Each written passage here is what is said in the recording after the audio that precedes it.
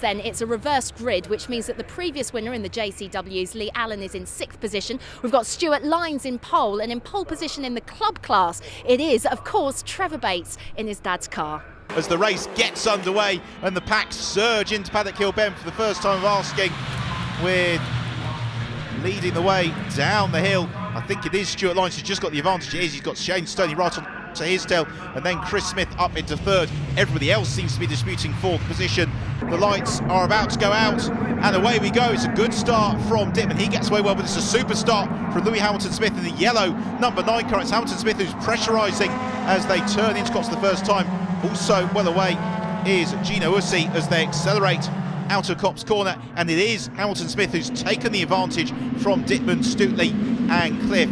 Also Dave Kraskus is well away. He is just moving up ahead of James Abbott there as they accelerate out of Beckett's and onto the National Straight. It's such a short lap in these powerful F3 cars, and with such a big grid, it really is a wonderful sight these cars make as they head down the National Straight on towards Brooklands for the first time. And Dittman is pressurising Hamilton-Smith, who slithers wide. He runs off the course. He's been passed by Dittman, and Linton Stutely challenging around the outside as well. And Stutely goes through into 2nd place, and that was the case of Hamilton-Smith possibly trying to judge the corner with his mirrors rather than his visor. He outbrakes himself, slid wide, and Dittman and Stutely through like a shot as they swoop down through Hollywood and into the Craner curves. Wilcox just running over some of the cement dust, with Adrian Hall staying his wheel tracks. The pair of them already breaking clear from Liz Halliday in 3rd. Then it's Jewel from Steve Train. Who's going to get jumped from the line? Out they go, and away goes the field. It's a very narrow starting grid here. It's a great start from Mark Reynolds. Oh my goodness, he's been thrown onto his side, and he makes contact with Darren Drury, and both of them take an escape route from the circuit. Also off is Josh Johnson. Now let's take a look at this from another angle. So Kevin Glover gets away well. It's a super start from Mark Reynolds. He then gets squeezed between Peter Milne and Darren Drury. Milne collects Johnson.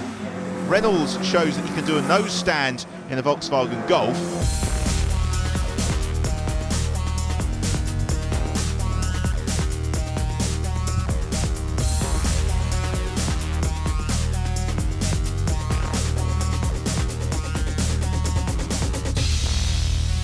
GT Cup Championship truly is multi-mark racing at its best, and the beauty of the championship is it's eligible to such a wide variety of cars. We developed the car over winter, which meant it could come here and run at the front, which is what we want to do. We built it from scratch. I think you'll agree the results are quite spectacular, and it's a V8 engine, 5 litre, sequential gearbox, Super Tourer suspension.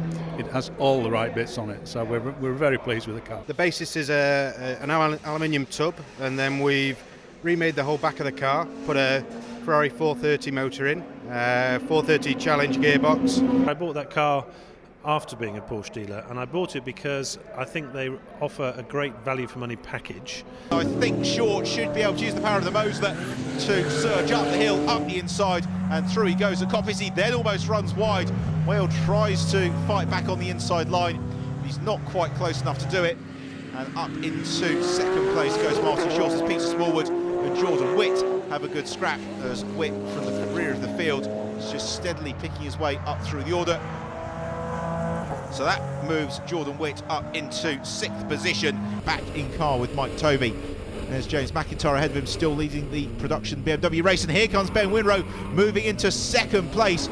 Very clean move up the inside into Vale, so Winrow goes 2nd, and Tovey shuffled down into 3rd position. But again, he'll be looking to settle into his slipstream. We're going to bring in our Mini any second now. We want to get him in as early as possible to try and get him out there in some free space. The race is designed for 2 drivers, so it's a 60-minute race. There'll be a 15-minute pit window open up in the race, and in that 15 minutes, the driver's meant to come in, change to their other driver, and then they go back out. So it gives them a lot of scope to change around drivers. It's a mini endurance race, definitely. Yeah. 2 drivers have got to get their timing right, they've got to get the pit stops right. If they can both lap fairly consistently, they're in with a good chance.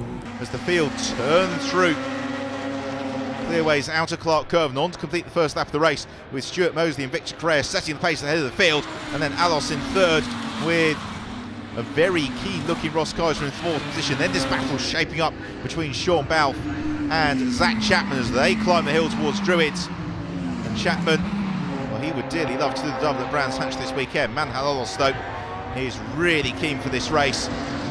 He was so disappointed to be eliminated really before the first turn in race one. He wants to make amends. Well, at the moment it's James Abbott, but will he be able to hold on through the bob hole and Coram curve? He's got Tristan Cliff homing on his tail, and Cliff will be looking for a good move into Coram. He pressuриses James Abbott, who just is a little bit slithery through Coram, and diving to the inside of Tristan Cliff, and he's going to go through, and he takes third position away from James Abbott. The pair of them power past Juan Cerda on towards the checker flag, and the remarkable last lap from Tristan Cliff gives him Cup class victory. The sun setting here at Donington Park and on the 2012 Mini Challenge Championship. A huge congratulations to our winners Lee Allen and Henry Gilbert. Thank you for watching, and we hope to see you again next year.